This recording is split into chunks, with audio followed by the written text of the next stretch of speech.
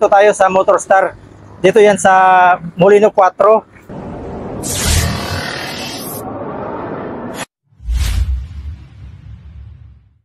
So magre-review na naman tayo mga kabiyahe ng isang scooter ni Motorstar. Ito yung Easy Ride 150 CL. So tara, let's go. Punta natin. So ito nga mga kabiyahe, ang gagawin nating model ngayon sa araw na ito. Dito sa Motorstar. Ito si Easy Ride 150 CL. At tunguhin naman natin mga kabiyahe ang kanyang engine. Meron siyang 4-stroke, air-cooled, overhead cam at may displacement na 149cc. At ang kanyang ignition system ay CDI, fuel system, carburetor, starting system, electric at kick. Transmission, automatic, CVT mga kabiyahe. At ang kanyang fuel tank capacity ay 5.5 liters ang laman. Pagdating sa kanyang dimension, ang kabuuan ay 1,919 mm by 679 mm by 1,062 mm. So ito na nga, umpisa na natin dito sa taas. Kung mapapansin nyo mga kabiyahe, no, eto na naman tayo. Ano ang maiko-comment nyo sa unit na ito? So marami dyan magko-comment na may kamukha na naman itong unit na ito, which is yun naman talaga ang totoo.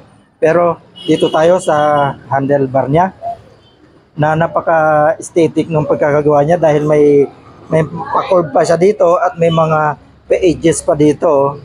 Ayan. At dito sa baba, sa may kanyang middle, sa pinakamukha mismo, ayan, si Motorstar. Kitang-kita. At dito sa kanyang left and right, dito sa may kanan, mayroon siyang Easy Ride na decals dito. Na silver ang kulay niyan at dito rin naman ay ganoon din. Pero wala siyang nakalagay na Easy Ride. So dito sa baba, ito yung kanyang headlight na naka-LED yan mga kabiyahe at projector lamp mga kabiyahe. Imagine niyo, naka-projector lamp si Easy Ride 150 CL. Bali apat yan mga kabiyahe. Projector lamp ang ginagamit niya dahil pagka low beam ang ginamit nyo dyan mga kabiyahe, dalawa lang ang umiilaw dyan. So ito yan. Pag ginamitan nyo yan ng high beam, yan po ay gagana na yung apat na yan. Dito naman mga kabiyahe sa kanyang right side, makikita natin dito yung kanyang decals na mayroong red at white at mayroon ditong Motorstar. At dito meron din siyang decals na naka-split at meron din siyang turn signal mga kabiyahe. Ito siya. Ito yung turn signal niya na naka-split siya. Ayan. Ito sa may likuran, ayan, yung kanyang decals. Meron siya ditong Easy Ride 150 CL na ang kulay niyan ay red. Pagdating naman mga kabiyahe sa kanyang gulong, meron siyang sukat na 80 by 90 by 14. So yung rim niya ay 14 inches. Hindi siya mahirap hanapan ng rim kung gusto niyo mag-aftermarket. Kung gusto niyo magpalapad, okay na okay dahil 14 po. Hindi mahirap hanapin yung ganyan mga sukat. At pagdating naman sa kanyang preno, ginamitan siya ng disc brake dito. Ayan, napakalapad din. Naka-single piston caliper siya dito mga kabiyahe na kulay pula. Ayan. Ito rin yung kanyang fork suspension na naka-glossy black. At in fairness yung kanyang fender. Ayan. Dinitin na natin mga kabiyahe pero hindi siya nagbabounce. So, very strong. At makapal. At dito sa ilalim niya mga kabiyahe, tagong-tago yung kanyang engine. Walang mapapasukan na dumi dahil nakaharang siya dito. Itong fender niya is buo. Hindi siya hanggang dito lang sa baba, kundi hanggang taas. Which is ito namang fender niya ay naka-extend dito sa likuran na sakto lang din dito sa pinaka-fairings niya mga kabiyahe. So punta naman natin ang gulong sa ulihan.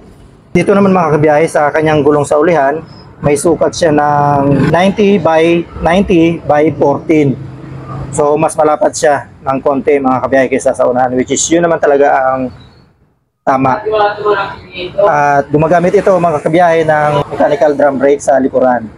At dito, kung mapapansin natin, meron din tayo dito ng tire hugger na nagsisilbing pang protekta din sa ating engine. At dito, makikita natin dito ang kanyang exhaust ni Easy Ride 150 CL na brusco din at Yung kanyang heat guard, ayan mga kabiyahe, mahaba siya. Kung gaano kahaba yung kanyang exhaust, yun din ang haba ng kanyang heat guard. At hard plastic to mga kabiyahe. At yung kanyang ano nga pala mga kabiyahe, yung exhaust naka-encap siya dito na metal. Ayan, maganda siya. Alo yan. Yan yung taillight ni Easy-Ride 150CL na puro LED yan. Yung headlight nga natin, taillight at saka yung ating turn signal ay naka-LED. At bukod pa doon, yung ating headlight nga pala ay naka-projector lamp. Hindi siya LED kundi projector lamp. So, ang ibig sabihin, maganda po talaga ang bato nun, lalo na sa gabi. Ito rin yung kanyang kabitaan ng license plate na mayroon tayo ditong license plate lamp. Ayan, ito may ilaw yan. At may additional tayo ditong reflectorize. Ito rin naman yung kanyang fender na kung mapapansin natin ay may kahawig ulit kay Honda Click. Ayan, ito yung panggilid niya. Ang makikita natin dito, ito yung kanyang kick starter. Ayan, goods na goods yan dahil hindi sa lahat ng oras ay maganda ang ating battery. Ito ang magdadala dyan. At ito nga pala mga kabiyahe ay naka-single shock absorber dito sa likuran. At ito rin naman yung kanyang foot peg ng pillion. Ito yung kanyang side stand. Wala pa siyang side stand kill switch mga kabiyahe. At ito naman yung kanyang center stand na may gulong pa yan dito. Tingnan naman natin mga kabiyahe yung kanyang underseat box. Charan. Ito yung underseat box mga kabiyahe. Hindi dito kasi yung full face or half face. Pero siguro kasi dito yung mga 20 kilos or 15 kilos mabigas. Yan. At ito yung kanyang gas tank cap. At meron din yan ditong rubber. If ever na matapon yung gas natin, papasok yan doon, may hose yan pababa para hindi magkalat yung gas natin. At ito ang kanyang grab bar mga kabiyahe na glossy rin naman. No? Makapal siya, ayan, pero hindi nga lang ito pwedeng kabitan syempre ng top box natin kasi hindi siya nakadesign. Dito naman tayo sa may harapan. Ito nga yung kanyang handlebar. Dito sa may kanan, maganda yung linagay niyang rubber dito para sa ating handle grip. Ayan, at naka-bar end dyan mga kabiyahe. At ito naman yung kanyang brake lever na malambot lang din. At meron din siya ditong engine kill switch at yung on and off ng headlight. At ito naman yung kanyang electric starter. At dito naman sa kaliwa, ito yung mga basic na switch natin dito. Ito yung turn signal, ayan. Turn signal, yung busina, malapad, at yung high and low beam ng ating ilaw. At dito sa may likod, meron tayo ditong fast light. Ayan, shutter lock na rin ito mga kabiyahe, yung kanyang ignition. At ito naman yung switch ng ating upuan. Pag pinindot natin ito, magbubukas na yung ating upuan. At dito, meron siyang mababaw na pocket. At dito naman sa kaliwa, merong medyo malalim. At meron tayo ditong, ayan, charging port. So sa kanyang instrument panel mga kabiyahe ay naka-fully digital na yan. At itong button na ito yung set sa kanyang trip at saka sa kanyang time. So tingnan natin. Ayan, naka-fully digital tayo dyan mga kabiyahe. At tingnan natin yung kanyang headlight. Ayan ang makikita dito sa unit ito mga kabiyahe. Meron siya ditong daytime running. Ayan, naka-split. Buksan natin ang kanyang headlight. So ayan mga kabiyahe yung kanyang headlight. Ayan yung low beam. At ayan naman yung high beam. So kagaya ng sinabi ko sa inyo kanina, pagka naka-low beam tayo, dalawang projector lamp lang ang magbubukas sa kanya. Pag nag-high beam tayo, apat na yan. Low beam, high beam. Biyahe, ibang-iba. Oh. Naka-LED rin yan mga kabiyahe. Ayan. Tingnan natin sa taillight. Ganyang taillight na may hawig pa rin kay Honda Click. At ito yung umiilaw na para sa ating license plate. Ayan, may ilaw din siya. Tingnan natin mga kabiyahe yung kanyang pass light. Yan mga kabiyahe yung kanyang pass light. O, di ba?